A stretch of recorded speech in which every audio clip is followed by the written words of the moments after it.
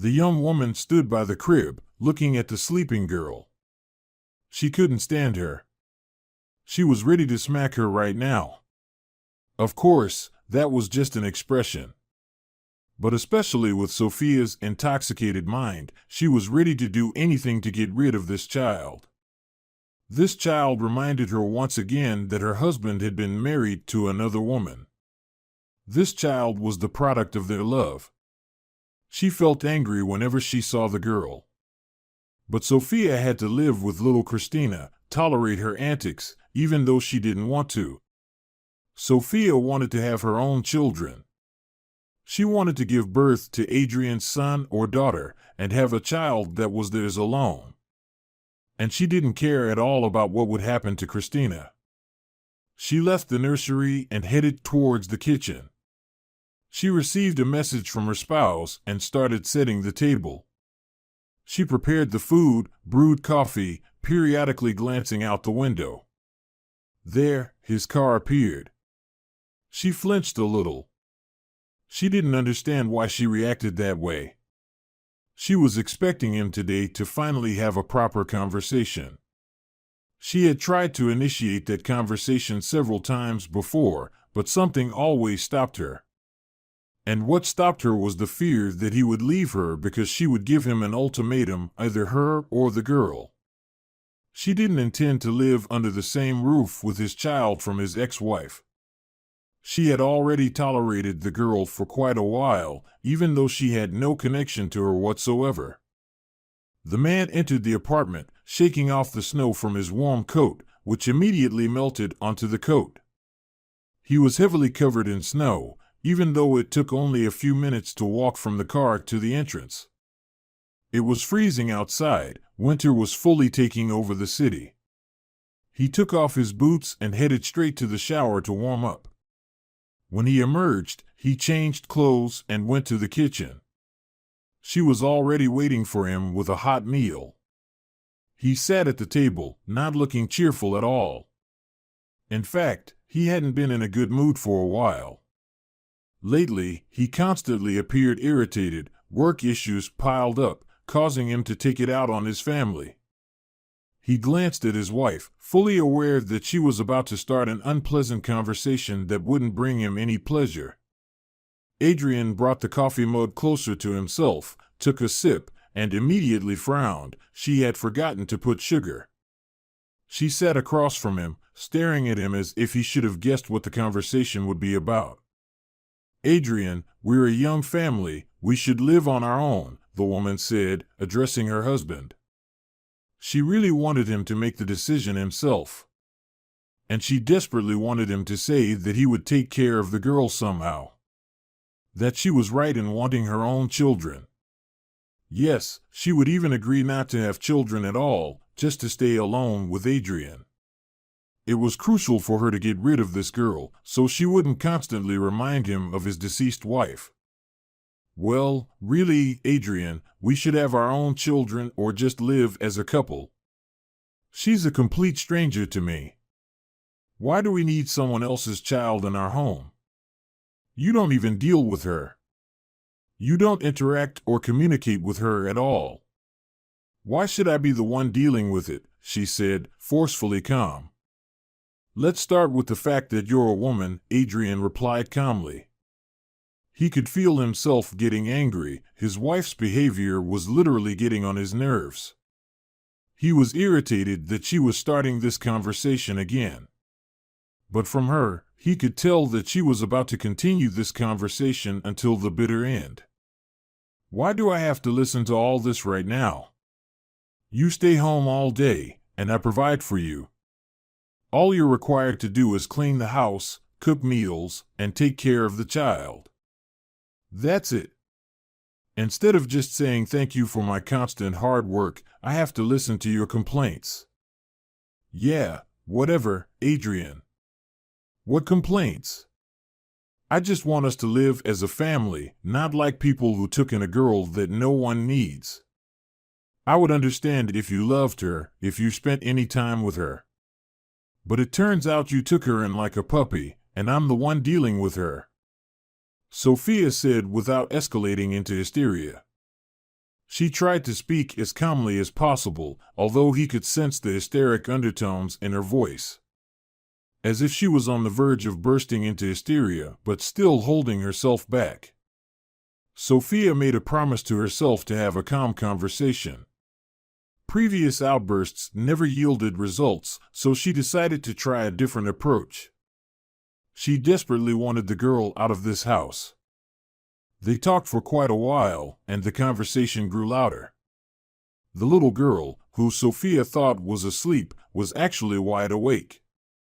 She cracked her door open and listened to the heated discussion in the kitchen that showed no signs of ending soon.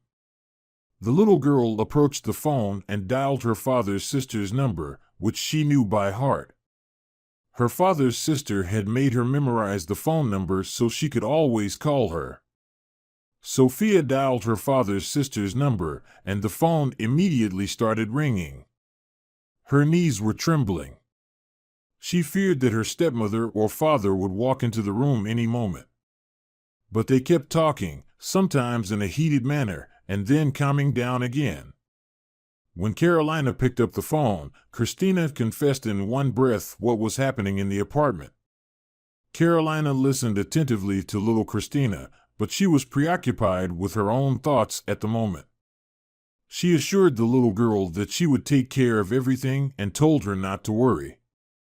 Carolina also asked Christina to delete the call from the phone, as she had taught her. Christina hung up and indeed deleted the call so that everything remained a secret. She returned to her room, still hearing her parents arguing in the kitchen. She didn't know what exactly she meant to them. She loved her mom very much, but her mom wasn't there anymore.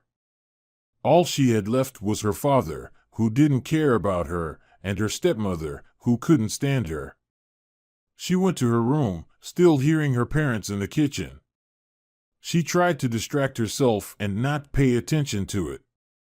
She took her favorite toy, which her mom had given her a long time ago, held it close to her, and tried to fall asleep. Meanwhile, the conversation in the kitchen continued, bringing no pleasure to any of the participants. The man grew increasingly annoyed. He didn't want to listen to his wife after such a long and tiring workday. All he wanted was to eat in peace, have a cup of coffee, watch TV, and go to sleep. He was so exhausted that he couldn't care less about what Sophia wanted to tell him. But Sophia was determined to finish the conversation. "Adrian, you said you loved me. When we got together, you promised that there would be no mention of the past life. But instead of keeping your promise, you simply brought a girl home. I want you to understand that the girl is not needed here. How can't you see it? What will happen to her when she grows up? Do you know what happens to girls who live in a family where they're unwanted? They get pregnant at 15. I don't want her burdening us with a child in the future. Because that's what will happen. She's not needed here. Don't your late wife's relatives have someone who could take the girl?" Sophia continued, still maintaining her composure. Adrian was already surprised that she hadn't erupted into a fit of hysteria yet.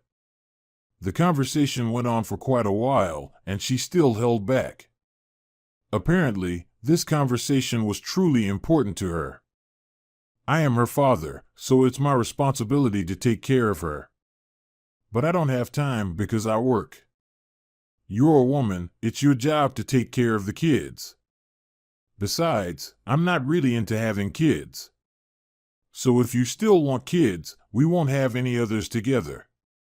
You can be sure of that. You want a child?" "You already have one," Adrian replied rather rudely.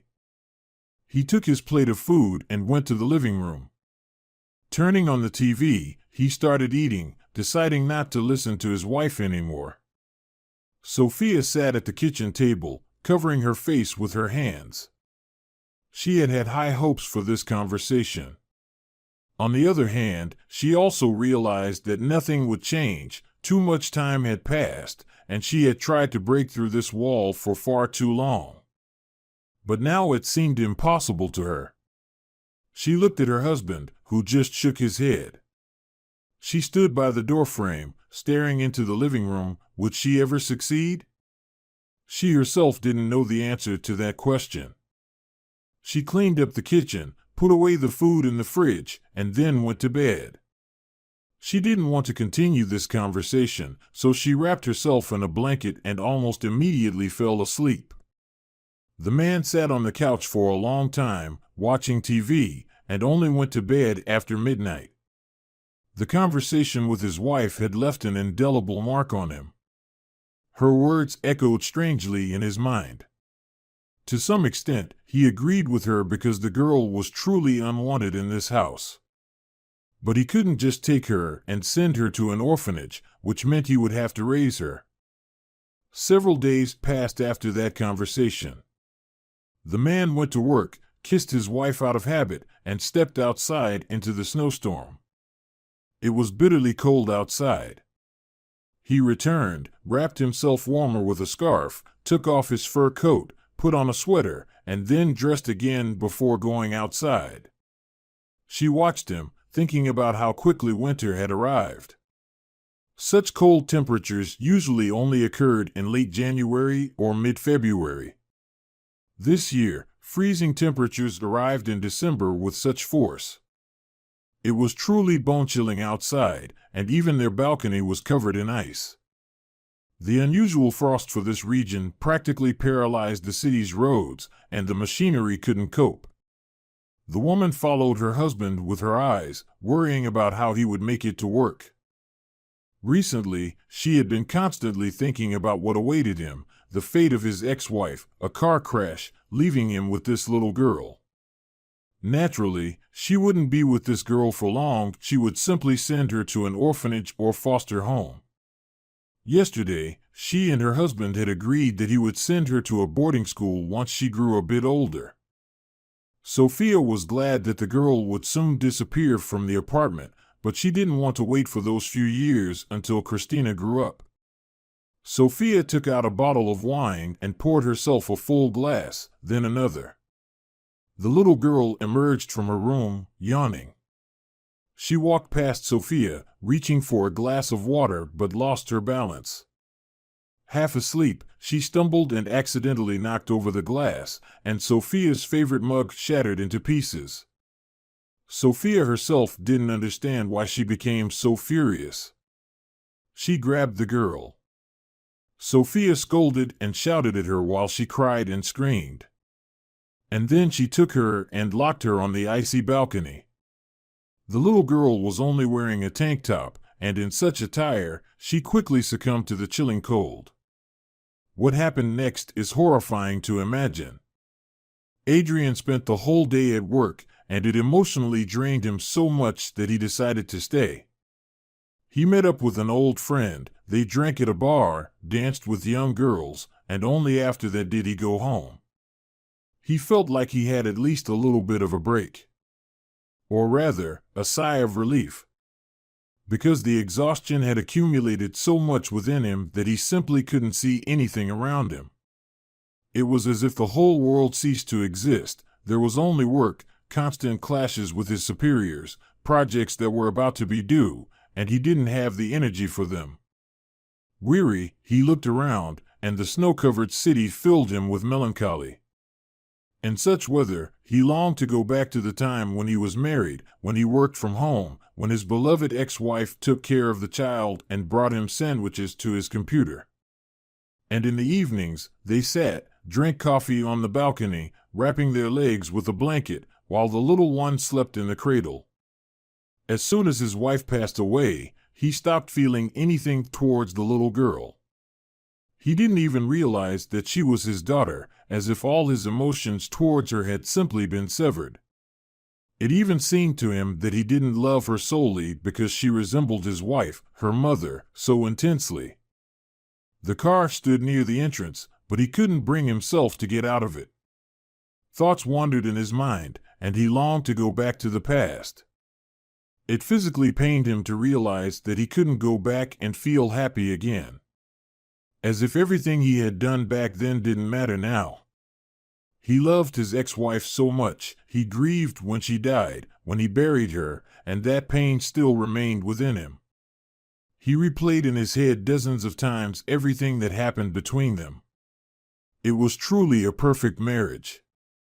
The only thing he regretted was that they had decided to have a child, as the child didn't bring them closer together, but rather the opposite. His wife began devoting more and more time to the child, and he couldn't help but feel a twinge of jealousy. But that was all in the past. She was no longer here, but their daughter remained, and he didn't want anything to do with her. Adrian got out of the car and headed towards the house. He entered the entrance, climbed the stairs to the apartment, and went inside. Coming back from work, Adrian saw a horrifying sight. The living room was literally in ruins. His drunken wife was lying on the couch, and her intoxicated friend was lying next to her, but there was no sign of their child anywhere. The balcony was wide open. Adrian rushed to the balcony and noticed small footprints and some shoes. He was in such shock that he couldn't comprehend what was happening. Adrian grabbed Sophia by the shoulders, shaking her, but he couldn't get any response from her. He closed the balcony, sat on the couch, unsure of what to do next. He dreaded to think about what his wife had done to get rid of the child. He decided not to take any action until his wife sobered up. He forcefully took her to the bathroom, made her take an ice-cold shower. Then he gave her coffee, followed by another icy shower. The cycle continued until she could speak properly. Her teeth were chattering. She still couldn't explain what had happened. He left her alone, led her back to the living room, and left her with her friend. Adrian was shocked by what was happening. He couldn't sleep until 4 a.m., realizing that he would have to go to work the next day, or rather, today. He would be sitting there like a sleepy fly, thinking about where his daughter could be. Only by 6 in the morning, Sophia could speak and think clearly. He didn't understand why she felt so terrible. He was afraid to imagine what mess they had gotten themselves into. Sophia only said that his sister had taken little Christina. Adrian froze, not understanding why Caroline had anything to do with what was happening to the girl. Without dealing with his wife, he quickly got ready and headed to work. Throughout the workday, he thought about the need to visit Caroline and have a proper conversation with her. After work, Adrian got into his car and, despite the heavy snowfall, drove to his sister's place. He reached the residential area at the other end of the city, plowed through the snowdrifts, and parked the car near the familiar house. He knocked on the gate, rubbing his shoulders. It was freezing cold, with snow falling heavily. He thought that if he stayed too long, he wouldn't be able to drive out of there.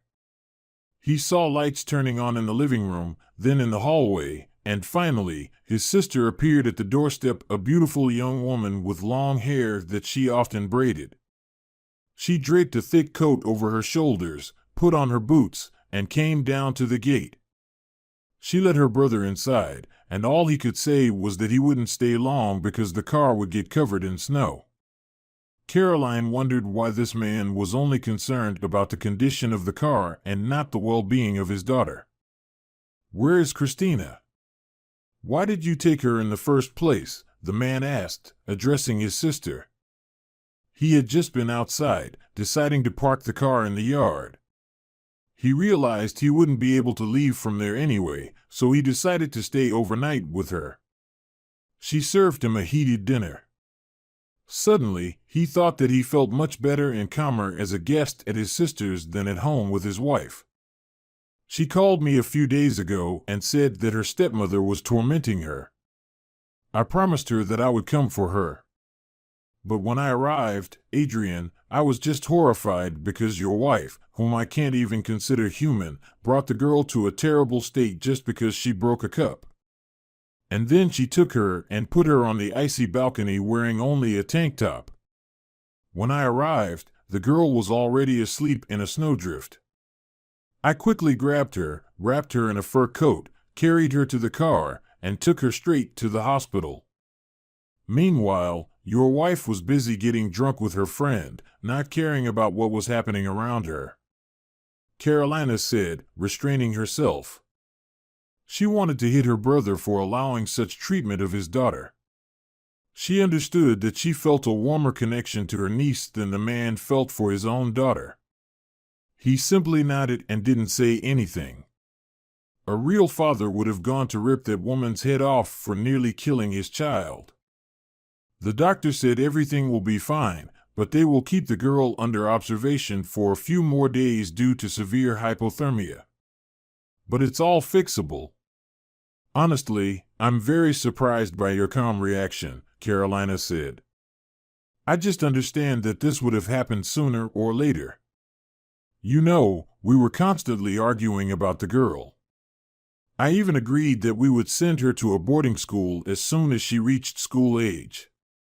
But apparently, she decided not to wait. We understand that we don't need her, Adrian honestly said, addressing his sister.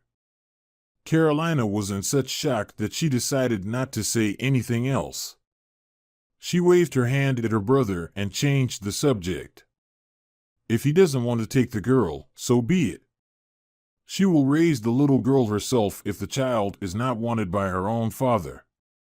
Carolina found herself in a similar situation. When her mother remarried for the second time, her brother was much older by then and had his own life. He was already a college student, living his own life. She, on the other hand, found herself in a family where she was unwanted by anyone. Despite being 10 years younger than her brother, Carolina was ready to raise the girl herself. If necessary, she would do everything for the little girl. She truly loved little Christina, but she loved her late mother even more, who was no longer with the girl. Long ago, Christina's mother rescued Carolina from an abusive relationship. And Carolina will forever be grateful to Christina's mother for saving her life back then. Adrian returned home when the next day had already come. After work, he was upset. Or rather, it seemed to him that he didn't feel anything at all. He had a sense of melancholy, perhaps even apathy. Whether it was due to exhaustion or the events that had occurred, he struggled to recognize his own emotions. The man looked at his wife and realized that she was concerned about his state. She pressed herself against his chest, and he hugged her tightly. They stood there in the hallway, embracing each other. Adrian, I love you so much. I don't want you to take her away, the woman honestly confessed, addressing her husband. He nodded and kissed her on the forehead. This evening was truly perfect for them. They had dinner together, had a romantic conversation, watched TV wrapped in a blanket, talked a lot, and before bed, they made love. As she fell asleep, Adrian lay in bed, staring at the ceiling. He took out a cigarette and lit it. He knew that she wouldn't wake up from the smell. Only in the morning, when she opened her eyes, she would wrinkle her nose and tell him not to smoke in the bedroom anymore. But he would still smoke in the bedroom. He took a drag of the cigarette, still gazing at the mirrored ceiling, where only the glowing tip of the cigarette was reflected. He pondered what to do next. He really didn't want to take his daughter away from his sister, even considering paying her money just to let her keep the girl. Right now, his daughter was in the hospital, and he felt nothing for her. He didn't worry or fret about her. Furthermore, he didn't even want to talk about her. His wife was right. This little girl was simply disrupting their chance at a happy life, as if she were the cause of all their arguments and disagreements. He couldn't yet comprehend the difficult life that awaited him with this woman, but in any case, he believed that he would be better off without his daughter. He extinguished the cigarette, embraced his wife, and fell asleep. Carolina stood at the entrance of the hospital, shifting from one foot to the other. Snowdrifts were everywhere, and she couldn't seem to get warm. She didn't want to enter the hospital because she despised hospitals. Finally, she saw her niece being brought towards her through the glass doors. Only then did Carolina enter the building, sign the necessary papers, took the little girl in her arms, and carried her to the car. The girl clung tightly to her aunt, resting her head on her shoulder. She felt calm and safe when her aunt was around, not her stepmother. She thought that her aunt would take her to her parents and immediately started crying as soon as they got into the car. Carolina didn't need to explain anything. She understood why the little girl was crying. "Don't worry, Christina. We won't go to your stepmother and father. I don't want to lie to you, but they've decided not to take you. You're too young to understand. But I was once in your position when my parents didn't care about me. I didn't have an aunt who could take me. That's why I decided to take you myself. We'll go now, take care of some paperwork, and soon I'll become your legal guardian. So, we'll live together," she said with a smile. Her heart warmed when she saw Christina looking happy upon hearing this news. Carolina was afraid to imagine the conditions in which Christina had been living if she was this thrilled. Several long weeks passed before Carolina could finalize the paperwork. Her brother gladly handed over guardianship and even started sending money. They officially arranged child support, and he faithfully paid it. He was willing to pay almost any amount as long as he didn't have to take the girl. He still felt ashamed for leaving his daughter but didn't feel any connection to her, and once the girl disappeared from the apartment, his relationship with his wife became simply ideal.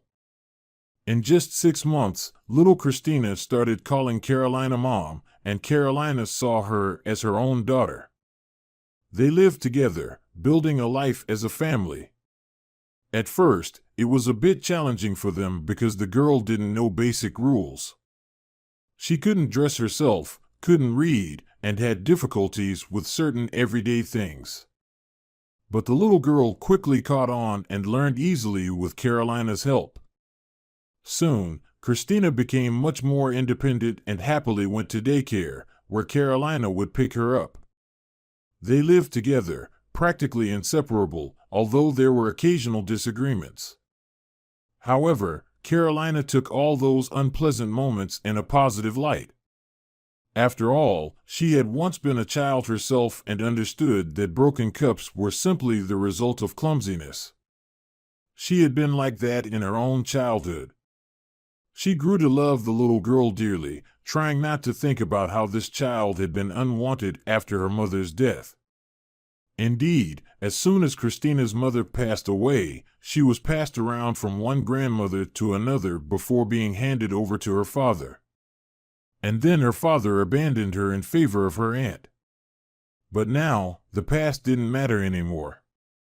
What mattered was that the girl was safe and happy. And she was.